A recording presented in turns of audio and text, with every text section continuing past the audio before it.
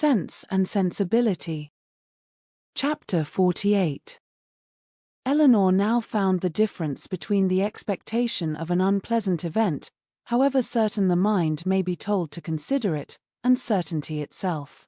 She now found that in spite of herself, she had always admitted a hope, while Edward remained single, that something would occur to prevent his marrying Lucy, that some resolution of his own, some mediation of friends, or some more eligible opportunity of establishment for the lady, would arise to assist the happiness of all. But he was now married, and she condemned her heart for the lurking flattery, which so much heightened the pain of the intelligence. That he should be married soon, before, as she imagined, he could be in orders, and consequently before he could be in possession of the living, surprised her a little at first. But she soon saw how likely it was that Lucy, in her self-provident care, in her haste to secure him, should overlook everything but the risk of delay. They were married in town, and now hastening down to her uncle's. What had Edward felt on being within 4 miles from Barton, on seeing her mother's servant, on hearing Lucy's message? They would soon, she supposed, be settled at Delaford. Delaford, that place in which so much conspired to give her an interest, which she wished to be acquainted with, and yet desired to avoid. She saw them in an instant in their parsonage house, saw in Lucy, the active, contriving manager, uniting at once a desire of smart appearance with the utmost frugality, and ashamed to be suspected of half her economical practices, pursuing her own interest in every thought, courting the favor of Colonel Brandon, of Mrs. Jennings, and of every wealthy friend. In Edward she knew not what she saw, nor what she wished to see. Happy or unhappy, nothing pleased her. She turned away her head from every sketch of him. Eleanor flattered herself that some one of their connections in London would write to them to announce the event, and give farther particulars, but day after day passed off, and brought no letter, no tidings. Though uncertain that any one were to blame, she found fault with every absent friend. They were all thoughtless or indolent. "When do you write to Colonel Brandon, ma'am?" was an inquiry which sprung from the impatience of her mind to have something going on. "I wrote to him, my love, last week, and rather expect to see, than to hear from him again. I earnestly pressed his coming to us, and should not be surprised to see him walk in today or tomorrow, or any day." This was gaining something to look forward to. Colonel Brandon must have some information to give. Scarcely had she so determined it, when the figure of a man on horseback drew her eyes to the window. He stopped at their gate. It was a gentleman, it was Colonel Brandon himself. Now she could hear more, and she trembled in expectation of it. But it was not Colonel Brandon, neither his air nor his height. Were it possible, she must say it must be Edward. She looked again. He had just dismounted. She could not be mistaken, it was Edward. She moved away and sat down. "He comes from Mr. Pratt's purposely to see us. I will be calm, I will be mistress of myself." In a moment she perceived that the others were likewise aware of the mistake. She saw her mother and Marianne change color, saw them look at herself, and whisper a few sentences to each other. She would have given the world to be able to speak and to make them understand that she hoped no coolness, no slight, would appear in their behavior to him, but she had no utterance, and was obliged to leave all to their own discretion. Not a syllable passed aloud.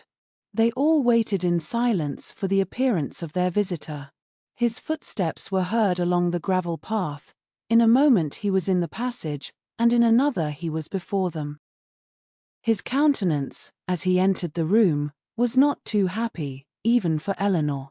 His complexion was white with agitation, and he looked as if fearful of his reception, and conscious that he merited no kind one. Mrs. Dashwood, however, conforming, as she trusted, to the wishes of that daughter, by whom she then meant in the warmth of her heart to be guided in everything, met him with a look of forced complacency, gave him her hand, and wished him joy. He colored, and stammered out an unintelligible reply. Eleanor's lips had moved with her mother's, and, when the moment of action was over, she wished that she had shaken hands with him too. But it was then too late, and with a countenance meaning to be open, she sat down again and talked of the weather. Marianne had retreated as much as possible out of sight, to conceal her distress, and Margaret, understanding some part, but not the whole of the case, thought it incumbent on her to be dignified, and therefore took a seat as far from him as she could, and maintained a strict silence. When Eleanor had ceased to rejoice in the dryness of the season, a very awful pause took place. It was put an end to by Mrs. Dashwood, who felt obliged to hope that he had left Mrs. Ferrars very well. In a hurried manner, he replied in the affirmative. Another pause. Eleanor, resolving to exert herself, though fearing the sound of her own voice, now said, "Is Mrs. Ferrars at Longstaple?" "At Longstaple," he replied, with an air of surprise. "No, my mother is in town." "I meant," said Eleanor, taking up some work from the table, "to inquire for Mrs. Edward Ferrars." She dared not look up, but her mother and Marianne both turned their eyes on him. He colored, seemed perplexed, looked doubtingly, and, after some hesitation, said, "Perhaps you mean my brother, you mean Mrs. Robert Ferrars." "Mrs. Robert Ferrars" was repeated by Marianne and her mother in an accent of the utmost amazement, and though Eleanor could not speak, even her eyes were fixed on him with the same impatient wonder.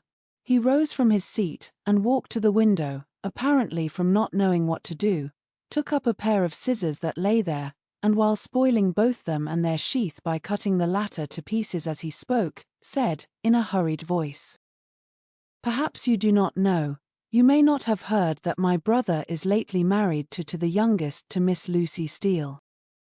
His words were echoed with unspeakable astonishment by all but Eleanor, who sat with her head leaning over her work, in a state of such agitation as made her hardly know where she was.